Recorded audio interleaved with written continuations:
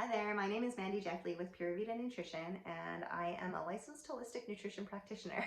Now, that's a little bit of a mouthful for sure. What I do in my practice is I help women just like you who may be feeling exhausted and overwhelmed, maybe confused by the different diets and eating practices that are popular now, and I simplify it all. Okay, I just help you pick really delicious, nutrient dense foods that help serve your body. So um, in the long run, help increase energy, help you sleep better, find better sleep practices, and also reduce discomfort within your body that you may be feeling as well. And so today I want to talk to you about sugar. All right, so sugar, it kind of seems like it's a fact of life nowadays, and it's not all a bad thing. Like, don't get me wrong, our body and our brain specifically needs that energy from glucose in order to function well and in order for us to, to thrive. Although sugar just seems to be everywhere. And as a whole, as a community, as a country, I feel like we are getting way too much sugar into our bodies and way more than your grandparents or great grandparents ever did in their lifetime. So that's why I want to talk to you about this. So today we're going to talk a little bit about what's the trouble with sugar. Why does it cause so much trouble in our body?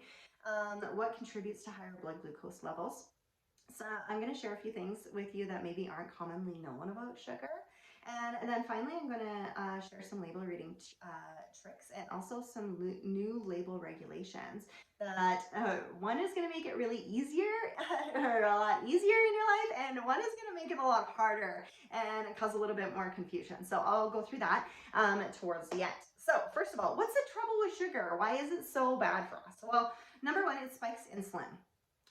So spiking the insulin can actually, so a lot of sugar, when it hits our system very quickly and absorbs very quickly, it can shoot up the level of insulin, which is a hormone that is designed to open the doors of our cells and let that glucose in so that we can metabolize it for energy. Although when we are relying too heavily on this insulin reaction, when it's spiking very quickly and very commonly, then that insulin reaction can actually start to get a little bit tired. And so this can lead to reduced insulin sensitivity, which means the more and more sugar we eat, the less insulin is actually fired off from our cells or from our body. And then also insulin resistance, which means our cells just don't really respond to insulin the way that they're supposed to. And this could all cause an increased blood glucose level. Okay, so essentially more sugar just cruising around in our blood vessels than is meant to be. Okay, this can lead to atherosclerosis, which is damage on our arteries, and also cardiac disease over time. So it can actually start to be really dangerous, okay? Also, when we eat way too much sugar, it can overfill our glycogen stores, okay? So like I said, glucose is great to have in our body in order for our brain to have energy, right? And our glycogen stores are what allow us to have energy and remain active in between meals, okay? It's kind of like a reserve tank, a fuel tank for our body so that it can keep running even when we're not eating at that time. And so this is good, although when our glycogen stores get overfull, then that's when our body tends to start storing that sugar, that extra energy in adipose tissue or visceral fat. Now, when we start collecting that visceral fat, it can be really difficult to release from the system, and it can actually start to cause its own problems as well. And so that's why it's very important to not overeat the energy and overeat the sugar so that we're not overfilling those energy stores and creating a problem for ourselves, okay? Finally, sugar can be really addictive. So when we eat sugar, there's a hormone that's released in our brain. It's called dopamine.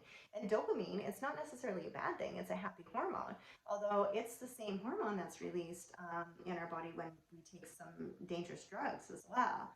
And this dopamine reaction can be very, very addictive to our system. And so it's really important not to train that dopamine reaction to take place only when we're eating sugar, because this can cause kind of like a self-propelling cycle, which is not such a good thing. Okay, so what contributes to higher blood glucose levels in our body then? Well, a diet, of course. So, what we're eating, if we're eating substances that are much higher in sugar, as specifically refined sugar or sugar that's been separated from the fiber and the nutrient basis that it's supposed to be within, well, then that can really increase our blood glucose levels and increase the speed of absorption. So, increase that insulin reaction. All right. The activity that we take part in. So, the more activity that we take part in, the more energy that we burn up, the less glycogen stores that we're going to have, and the more stable we can keep our blood glucose levels as well. Smoking and alcohol can actually change how our body receives glucose and how our body metabolizes glucose, and not necessarily in a good way. Stress can actually increase the blood glucose level within our system because our body wants to be on the ready with lots of energy if we're in that life and death experience, right? And so stress can increase blood glucose levels. Sleep issues as well can alter how we store glycogen and glucose. Medication can make a huge difference in how our body receives that glucose and how it stores it, as well as caffeine. So, caffeine adjusts the insulin response as well. So, we don't want to be getting too much of that.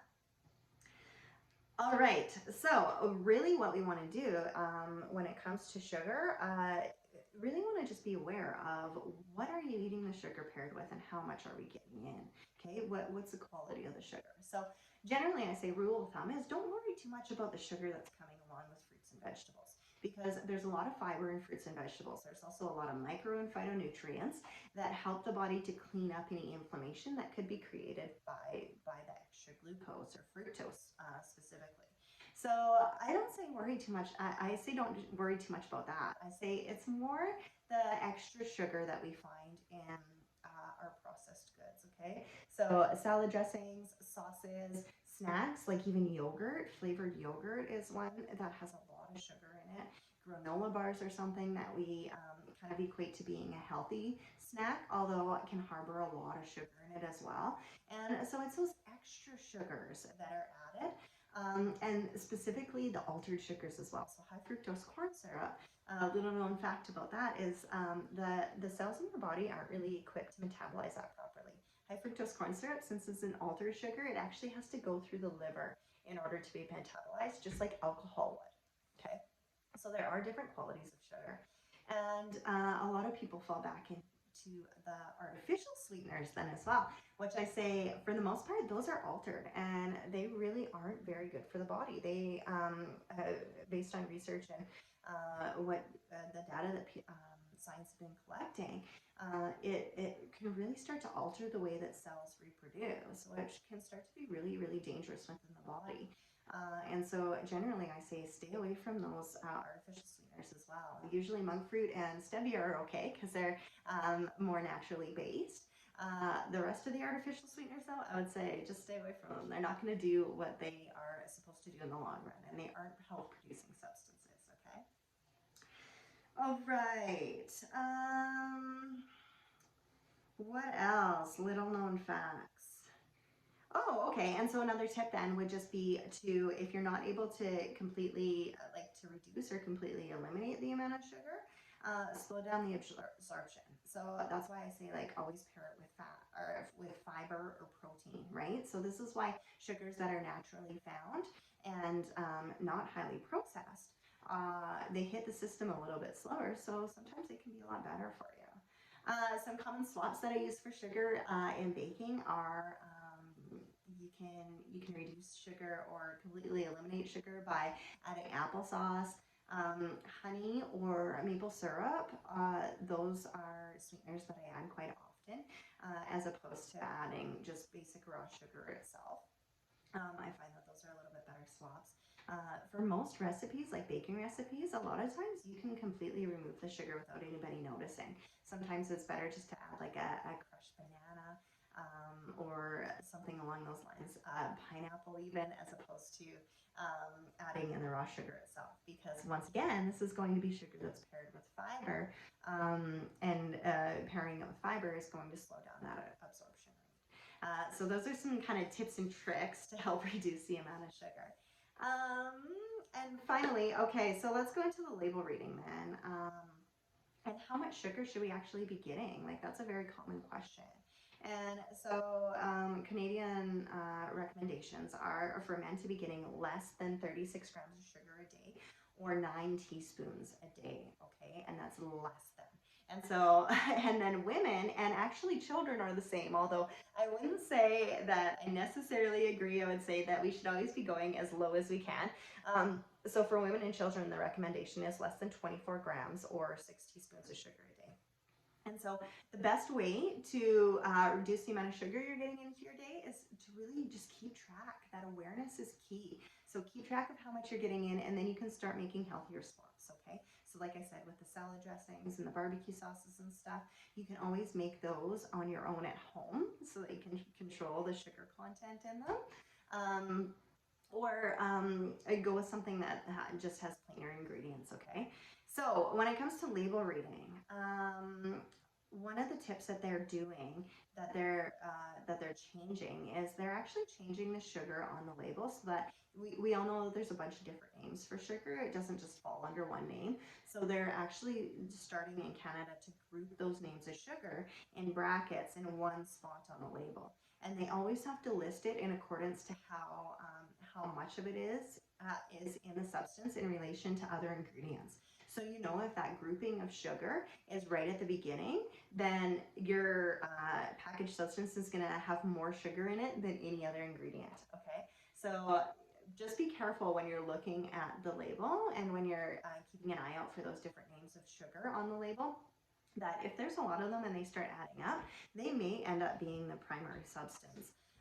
And that might be a substance that maybe you just want to put back because it's got way too much sugar in it, okay? So I think it's really cool that Canadian labeling laws are actually starting to group those sugar names so that we can pick them out a little bit easier. When it goes to the nutrition facts, though, the change that they're making is they're putting in a recommended daily intake, and that's the percentage that we see on nutrition facts labels. And they're putting that recommended daily intake out of 100 grams or a percentage out of 100 grams. And we all know, because we just went over, that we want men to have less than 36 grams of sugar a day and women less than 24 grams of sugar a day. And so you're going to see that percentage in relation to 100 grams. So say if it says 56% of your recommended daily intake, that's actually going to be 56 grams of sugar per serving, which is going to be way too much. So that's something to keep an eye out for as we progress into these new ways of labeling over the next year or so. I believe that they have to be 100% in effect. And finally, one of the last tips that I use is always take a look at the fiber and the sugar in grams, and then minus the fiber from the sugar in grams. Now, this isn't a hard and fast rule. There are exceptions. Although, if you minus the fiber in grams from the sugar in grams, and that number is 5 or less, usually I would say that sugar is going to absorb at a much slower rate or have a lower glycemic index. And that might be something that I will look a little bit further on the label on. Be mindful of your ingredients and make sure you're checking so that you know how much you're getting, because like I said, awareness is key. All right. So now it's time to play a game. So just take a look at anything in your pantry. Just be mindful how much sugar, how many teaspoons, how many grams are we getting into our family each day. And I say that sugar is kind of like playing a game of limbo. You always want to see how low you can go. All right. So I hope you all have a fantastic afternoon. It was great talking to you today. Once again, I'm Mandy Jeffley with Pure Vita Nutrition. And you can contact me or learn more at my website. It's puravitainspires.com. So PURAVIDA inspires.com. Have a fantastic afternoon.